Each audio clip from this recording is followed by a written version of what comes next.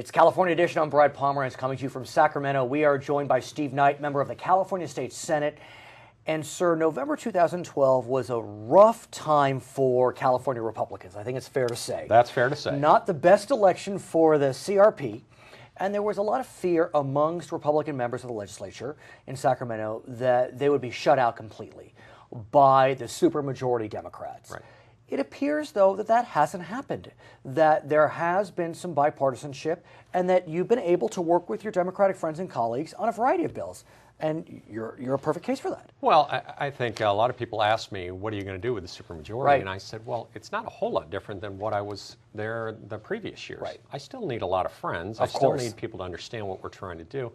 We try not to write these super partisan bills that are going to have difficult times. We try and follow what people in the district want and things that both Republicans and Democrats can understand, and we can move it forward. So, for example, you've had three bills that I want to talk about today, if we may. One of them you co-sponsor with Isidore Hall, an urban Democrat.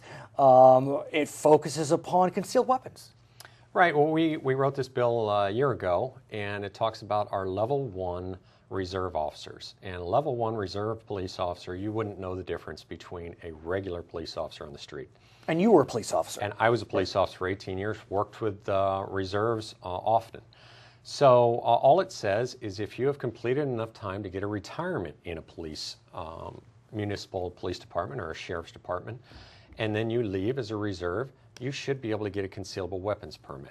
And that's the same as a police officer. If I had 20 years and I left, I would get a concealable weapons permit. Well, if a reserve has been working in the same area side by side with a police officer for 20, 25 years, and then they leave and they can't get a concealable weapons permit, it doesn't seem fair, and it doesn't seem like something that we should do. So we had a little difficulty last year, but not that much.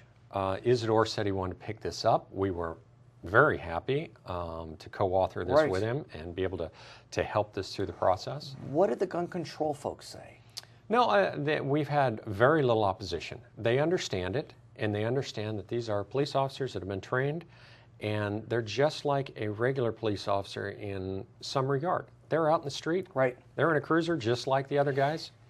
Same deal. I remember about 25 years ago, Washington National Airport was being renamed to Ronald Reagan National Airport. And there were some Democrats who were very upset because they didn't like President Reagan and we shouldn't name an airport after him.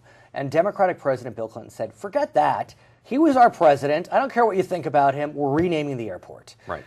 Surprisingly, that same issue has transferred to Sacramento, and it focuses on former state senator Pete Knight, who happens to have been your father. Correct. And controversial, no doubt. He made a lot of noise, but there's a veterans home named after him. And some folks didn't want the sign on the freeway to say Pete Knight because he happened to have been the sponsor of some legislation dealing with homosexual rights, whatever, be that as it may. But bipartisan agreement? Yeah, we went into a committee, and all the resolution said was we want two signs, one north, one south, saying the William J. Pete Knight Veterans Home of Lancaster in California, turn here. And that's basically it. The Veterans Home is named the William J. Pete Knight Veterans Home. So we weren't doing anything different. It is a personal issue in some regards. It is my father. But we want people to know where the Veterans Home is. We have 6 vet homes here in California. Only one is named after a person. It was a very prominent veteran in our area. And people love that it's named after him, and some people only know it as the Knight Home. Right, and sure enough, Senator Fran Pavley, not a Republican, not a conservative, jumped on board. It made it through the committee. When we come back, I want to continue this conversation. For our viewers on HLN, thanks for joining us. For our other viewers, we'll be right back. So, Senator, I want to continue our conversation and talk about beer. What can I say? How can we not talk about beer? But here's another example of you as a Republican trying to work and successfully working with Democrats to get, as you call it, common sense legislation out of the legislature. Well, let's understand that not every piece of legislation is an AB 32 or a ground-moving event for everyone. But many pieces of legislation hit an industry or something that is affecting someone trying to make a living. We have these craft breweries here in California, and they're Which popping means up. what exactly? For those that don't drink. Well, a lot of them, they make their own beer. And they sell it there. Microbreweries? There's microbreweries, and they're popping up all over. One of the biggest ones here in California is Stone down in San Diego. Okay. But it kind of comes from Sierra Nevada that popped up from there, and they're all over the place. Well, the problem is these growlers that are being sold that are 64-ounce kind of jugs. Nice. That you can go in and fill up 64 ounces of your favorite microbrewery, micro beer in there.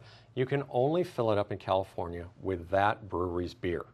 In other states, if you own a jug, you can go in and fill it up, pay for the beer, and you're out. Was that supposed to be protective when that law was There were passed? some labeling problems, and there were some issues Okay. with that. But the issue with me is the breweries make money off selling beer.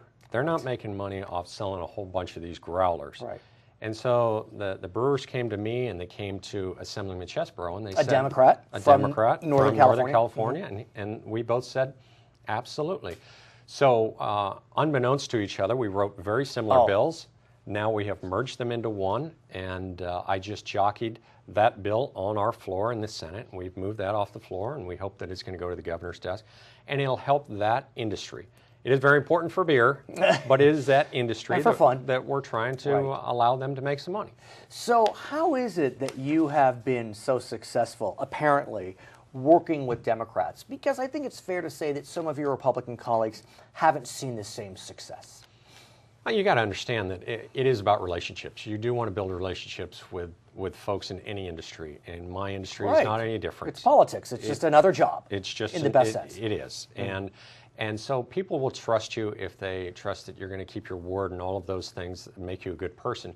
But up here, they also trust you in how you work and how you give an effort and how you work with the offices and all of that. And I think that we've reached out. Our office is very good at doing that and building those relationships with the staff and the member, and they see that. And what's interesting about Republicans in the Capitol today is I have heard many Republicans tell me, both on and off camera, that they much prefer working with this governor, the Democrat, than maybe the prior governor. I won't say his name. Is that fair? Well, obviously, as a Republican, I like a Republican to be in there for vetoes. But Governor Brown has been open to working with us, and I give him that. There's a couple bills, especially recently, that he has signed that I question his... I understand. But on fiscal issues, some would argue, I mean, he has vetoed several bills that were sponsored by his own Democrats, and Republicans cheered. I mean, I would get the press releases, thank you, Governor Brown, and this is from the Republican caucus. So, absolutely, and you've got a governor in there with 45 years of political experience. But remember, this is Governor Moonbeam. I mean, this was the governor of the 70s that was the champion of left coast liberals. Yeah, a little before my time, so I don't know exactly everything. Well, your dad could tell you about that when he was still with us. But it, I think that he's open. He's being pragmatic. He's trying to solve some problems, and I give him a lot of credit for that.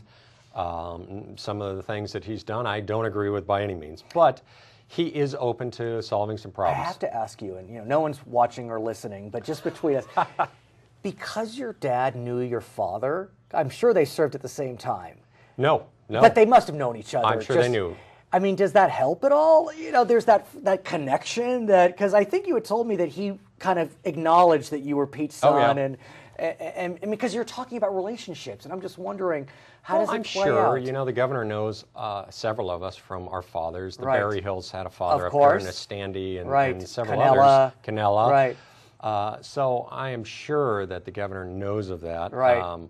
We're not exactly like our parents by any means. Sure. But that is kind of an inroad. So I knew him, so I somewhat know his son or daughter. So you're enjoying your time in the Senate? You've been in the Assembly for, was it 4 or 6? 4 years. 4 years. 4 years. I do enjoy it. You're you're the Republican class of one. I am one. I elected myself the president of the class. Exactly. I'm good to go. But since then, we've gotten Senator Nielsen, and now we've got Senator Vidak. They've come on board. Okay. So maybe it's turning a little. You never know. We'll see. His name is Steve Knight, not Pete Knight. That was his dad. My name is Brad Pomerance. You're watching California Edition.